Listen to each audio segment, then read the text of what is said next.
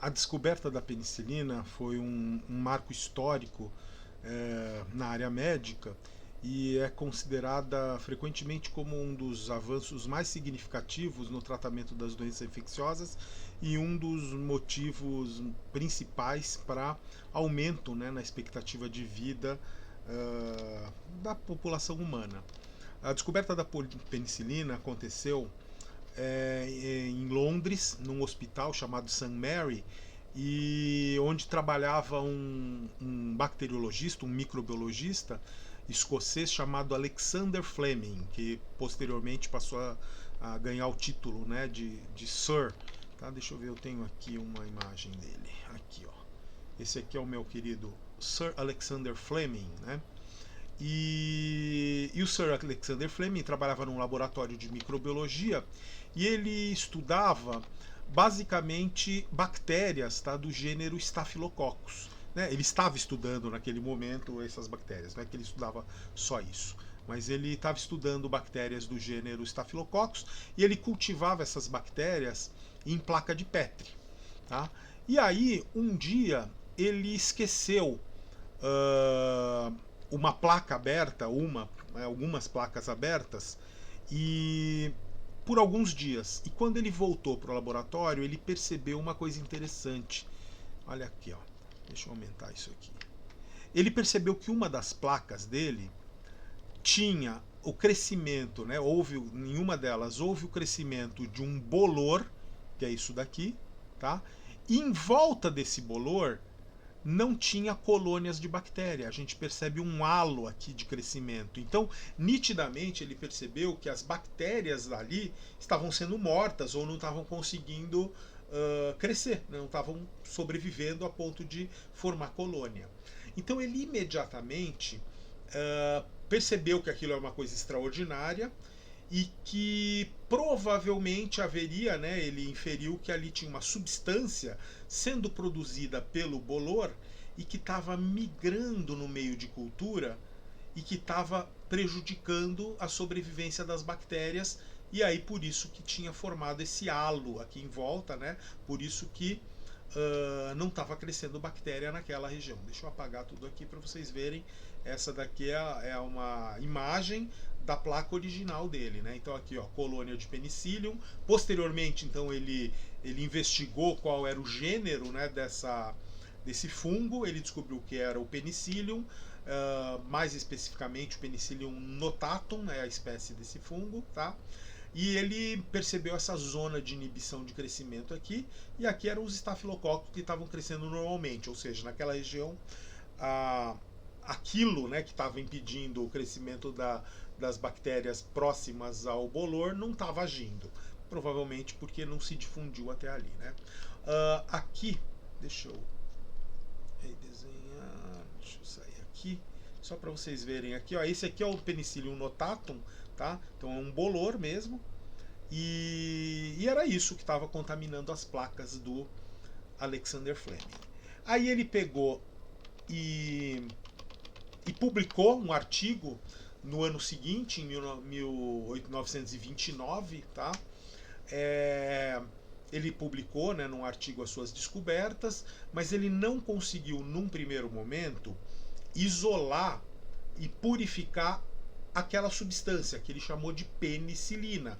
Penicilina porque a gente tem que lembrar que o fungo era o penicillium, né? Então ele deu o nome de substância, né, que saiu do penicillium. Era a tal da penicilina. Então, num primeiro momento, a penicilina foi só uma curiosidade acadêmica, né? Uma descoberta importante, mas não foi utilizada clinicamente, não foi utilizada no dia a dia. Alguns anos depois, na verdade foram 11 anos depois, em 1940,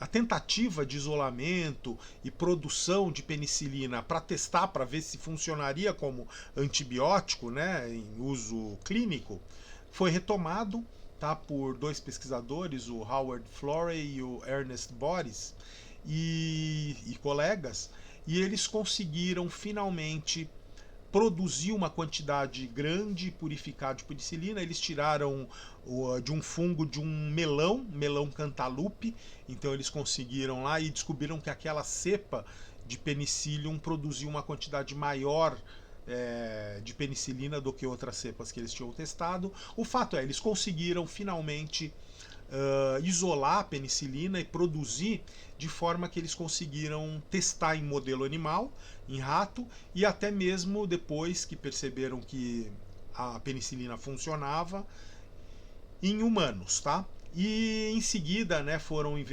investido, né, bastante recurso para poder produzir aquilo, sair da escala do laboratório para uma escala industrial, e aí finalmente, durante a Segunda Guerra Mundial, a penicilina acabou sendo usada em massa, sobretudo nos soldados feridos, tá? E posteriormente, né, popularizou-se, a gente usa até hoje, né, várias penicilinas. Ainda usa penicilinas, né, naturais, mas hoje existem penicilinas semissintéticas e cada uma com alguma vantagem, seja de administração, de dose, efeitos adversos, etc. Mas o fato é, a descoberta da penicilina revolucionou o tratamento de infecções.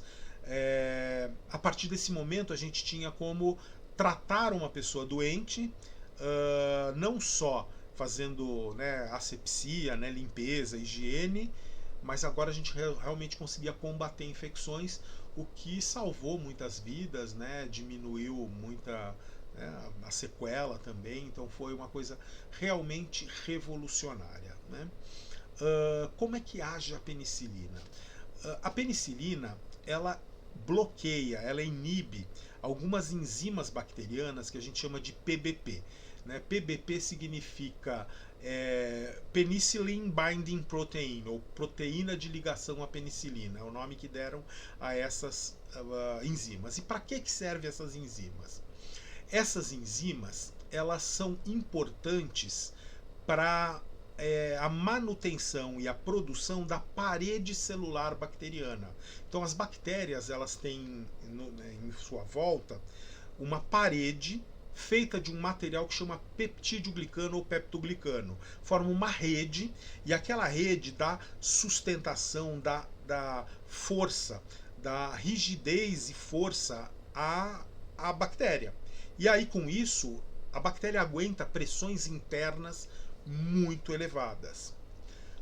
Quando você usa penicilina e a penicilina bloqueia essas enzimas, começa a haver falhas na síntese da parede. Então é como se uma rede, né, que a parede, o peptoglicano forma uma espécie de uma rede, é como se essa rede começasse a ter furos, ela começa a ter falhas na trama.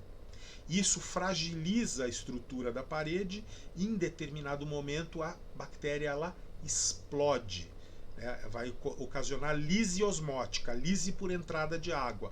A água entra, a pressão interna aumenta e aquela rede que está com falhas ela acaba explodindo. Por isso, as penicilinas são chamadas de antibiótico bactericida, porque ele mata a bactéria. Existem outros antibióticos que são bacteriostáticos, né? Mas a penicilina, as penicilinas em geral, assim como cefalosporinas e outros antibióticos que a gente usa, são bactericidas, tá? Então, resumidamente, é isso.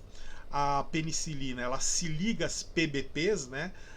Bacterianas, que é a proteína de ligação à penicilina. São 3 PBPs que as penicilinas são o alvo da penicilina. Isso inibe a função da enzima, aí impede que a bactéria consiga formar ligações peptídicas que são necessárias a manter a integridade da sua parede.